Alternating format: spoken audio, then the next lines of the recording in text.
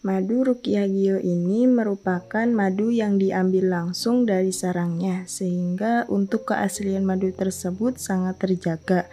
Dan juga madu Ruqyah Gio ini sudah didoakan oleh para ulama dan habaib dan dibacakan burdah, maulid rotib al-hadad, serta didoakan ribuan jamaah, yang tentunya madu ini sangat bermanfaat bagi kesehatan dan khasiatnya juga sangat banyak, yaitu untuk penyakit medis dan non-medis seperti sihir, tenun, guna-guna, santet, dan untuk penyakit medis seperti stroke, penyakit jantung, tumor, sulit mendapatkan keturunan, malas beribadah, anak nakal, dan lain-lain.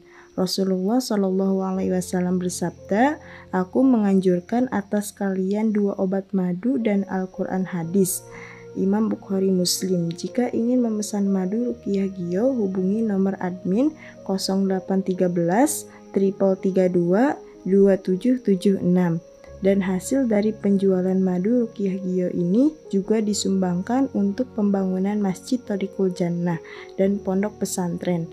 Bagi para donatur yang ingin menyumbangkan hartanya untuk pembangunan Masjid Thoriqul Jannah ini bisa kirim ke nomor rekening Bank BCA 123 052 7225, Bank BRI 0516 0103 2763504, Bank Mandiri 144 0575 71111, atas nama Muh Idrisul Marbawi, Yayasan Gus Idris Al-Marbawi.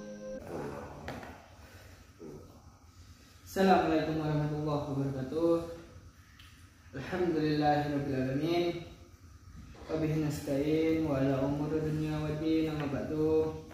Salam bahagia untuk para sahabat-sahabat ulu, sahabat-sahabat Gio, sahabat-sahabat Kif, juga Arab dimanapun kalian berada. Semoga saja kalian sehat selalu, panjang umur, banyak rezekinya, amin ya rabbal alamin. Di kesempatan malam kali ini sahabat, saya berhasil mengajak Karangkobar ini untuk berdiskusi lah, berbincang, karena yang kita inginkan adalah kedamaian dan tentang ketentraman gitu sahabat ya. Kita nggak ingin ada perselisihan antara saya dan juga Karangkobar seperti itu. Karena kita memikirkan orang banyak, bukan diri kita sendiri. Apakah dia ini berguna bagi orang banyak atau tidak, seperti itu gitu loh kasarannya sahabat. Ya mungkin sebelum kita mulai sahabat ya, kita sholawatan dulu supaya dimudahkan dan dilancarkan segala urusan kita. Amin ya rabbal alamin. Sallallahu ala Muhammad, sallallahu alaihi wasallam, sallallahu ala Muhammad, sallallahu alaihi wasallam. Ya Nabi salam alaika, ya Rasul salam alaika,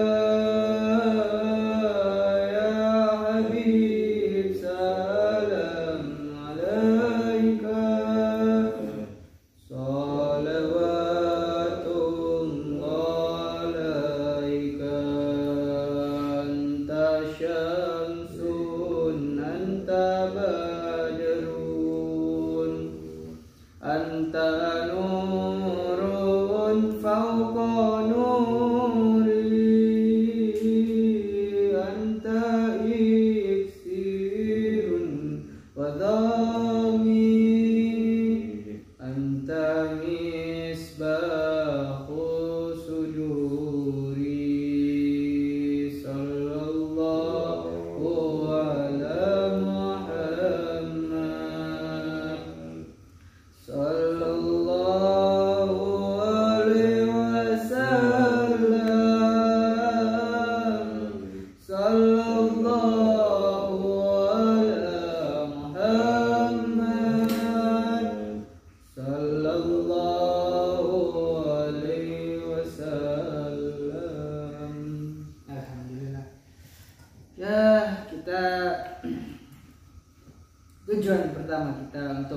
berdamai sahabat ya, kita akan mencari musuh.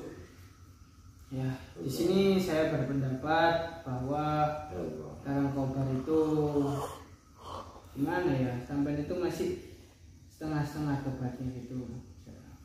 Pak, saya manggilnya gimana ini, Mbak tuh gimana ini enaknya? Terserah kamu Mas Dian memanggil apa dengan Karangkobar. Yang pasti Karangkobar dengan setulus hati ingin bertobat, ingin ikut bimbingan Idris dan Abah Yai. masih sangat ya. Udah dari awal aja masih gitu sahabatnya, masih kekeh. Ya. Tapi apa yang membuat sampai ingin tobat gitu dengan mudah, semudah gitu aja, dengan sampai dikurung, sampai belum disiksa gitu. Sampai sudah apa ya, mau tobat, apa sampai itu cuman gimana ya? Apa cuman bohongan atau cuman gimana? Karangkobar. Sampai mending jujur aja. Kalau misalnya sampai masih ingin meneruskan ilmu hitam sampean, ya mau nggak mau sampai tetap harus perang dengan kita. Kita harus perang secara langsung, nggak boleh main licik-licikan gitu loh. Kita perang di depan, gimana enaknya gitu loh. Mas Rian, apakah Mas Rian nggak sadar dengan bacaan Sallallahu Alaihi Muhammad itu saya tuh gemetaran dan pusing, rasanya mau pecah kepala saya. Tetapi sekarang Mas Rian bisa merasakan saya ikut bersolawat. Apakah itu bukan cukup bukti untuk meyakinkan Mas Rian? Ya gimana ya, bahkan bisa loh membaca ayat Al-Quran gitu sampai. Ya gimana kalau cuman sampai sholawat, sampai apa, sampai baca Al-Quran gitu, nggak terlalu apa ya kak membuat saya percaya gitu loh. Karena gimana ya, sampai sudah selalu mengkhianati kita, sudah terus-terusan menyakiti keluarga besar Gio gitu, sehingga kepercayaan saya sama sampean itu bahkan nggak bisa ditimbulkan lagi kepercayaan gitu. Itu hak mutlak, terserah Mas Ryan. Kalau Mas Ryan nggak percaya, saya terima.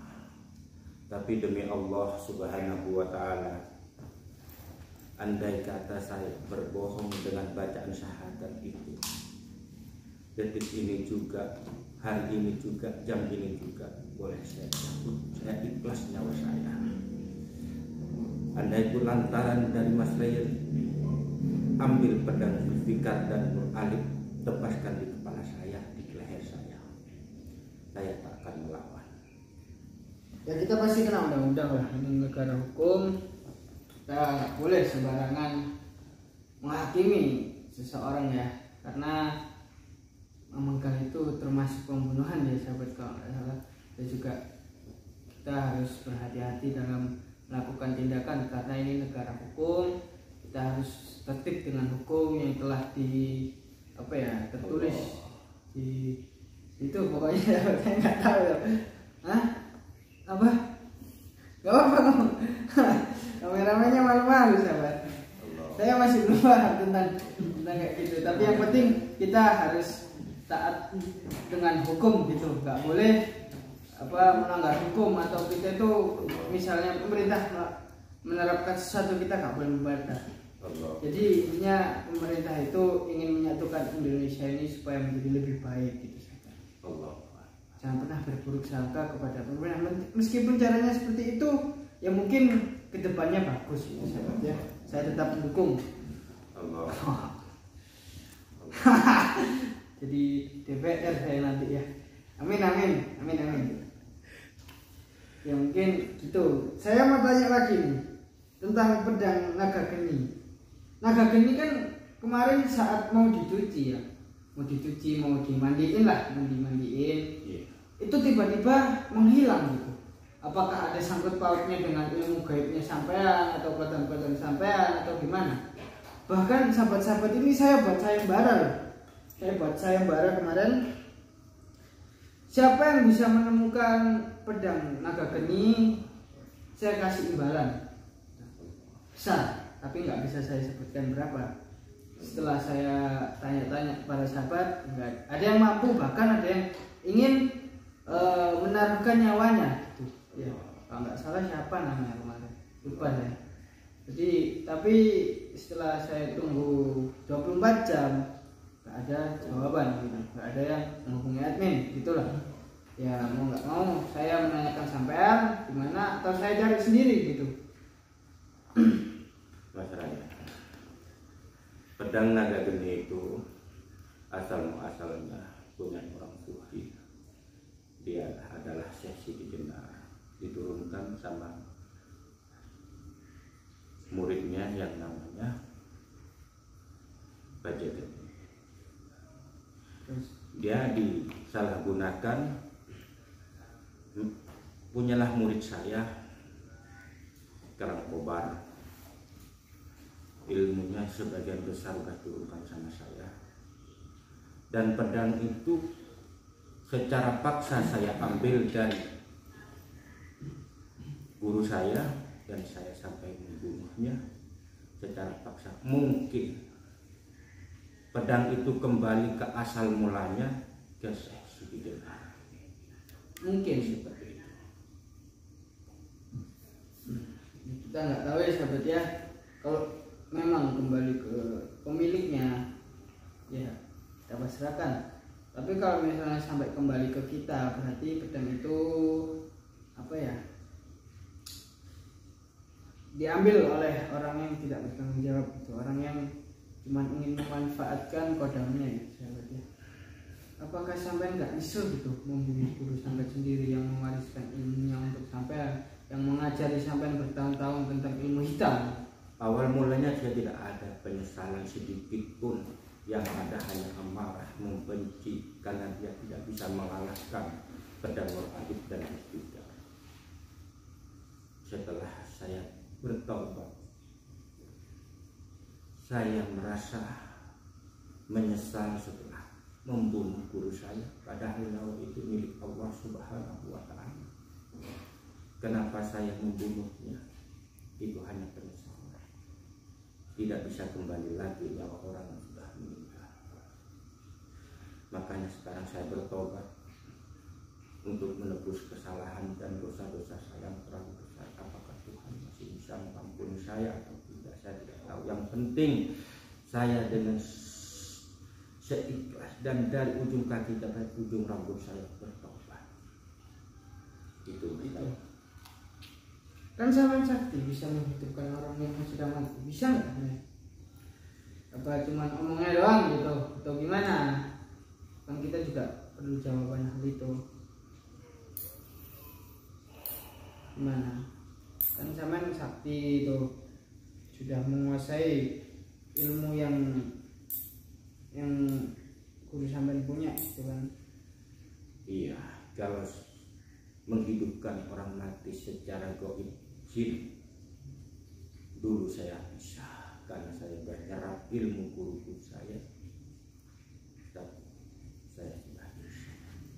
Kalau misalnya sampean bisa menghidupkan orang yang sudah mati, apakah ruhnya yang sampean tarik atau itu hanya jin yang menyerupai? Yang jelas jin yang merupai, saya suruh masuk ke dalam raganya orang yang sudah meninggal. Berarti bukan jin ecek-ecek ya? Itu sahabat, pelajaran yang bisa kita ambil, bahwa tidak ada orang yang bisa menghidupkan orang yang sudah mati. Itu hanyalah tipu daya iblis gitu. Jadi gimana ya, kan gimana ya, susah saya ngomong itu, susah kan.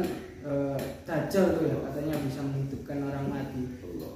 Sebenarnya itu hanya iblis sahabat. Itu iblis yang apa namanya, menyerupai lah, masuk ke dalam jasad gitu, masuk ke dalam jasad dan dapat menggerakkan. Kan Dajjal itu saktinya luar biasa, fitnah Dajjal itu bahkan apa ya, kalau kita bertatapan mungkin kita bakal murtad, tapi dengan kita mengamalkan surah apa Kang, surah apa supaya terhindar dari fitnah Dajjal? Al-Kahfi ya, Al-Kahfi. Kita harus istiqomah membaca surah Al-Kahfi supaya terhindar. Saya kok dekat Karangkobar itu grogi sahabat. takut waspada lah, kita takut tiba-tiba sedang itu kan bahaya. Apa rencana yang akan sampai lakukan selanjutnya setelah bertobat? Apa sampai pengen pulang atau pengen ikut dengan kita gitu? Demi Allah, Mas Raya, saya titip raga dan jiwa saya untuk menjalankan kebenaran di samping Idris. Dan saya tidak ingin pulang. Saya ingin ikut berdakwah di samping Idris, di belakang Idris sampai akhir hayat Karangkobar. Seperti itu ya. Ya semoga saja sampai itu betul-betul bertobat. Ya yang penting Samen tidak mengkhianati. Saya masih belum percaya, tapi Samen harus bisa menimbulkan kepercayaan untuk kita semua. Meskipun saya masih belum bisa 100% percaya kepada sampean. Karena Samen sudah melakukan hal yang buruk terhadap keluarga besar Gio. Sebenarnya mau gimana lagi? Karena para netizen juga pada percaya. Ya kalau memang misalnya nanti terjadi sesuatu pada kita, ya kita mau gimana lagi sahabat. Ini karena pendapat kalian juga harus mempercayai Karangkobar seperti itu ya. Saya tidak bertanggung jawab jika terjadi sesuatu kepada kita.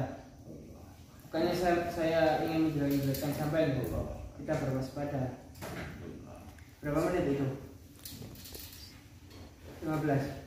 Mungkin itu aja, kayaknya Karangkobar udah gak kuat kayaknya ya, mau istirahat sahabat. Mungkin saya akhiri. Assalamualaikum warahmatullahi wabarakatuh.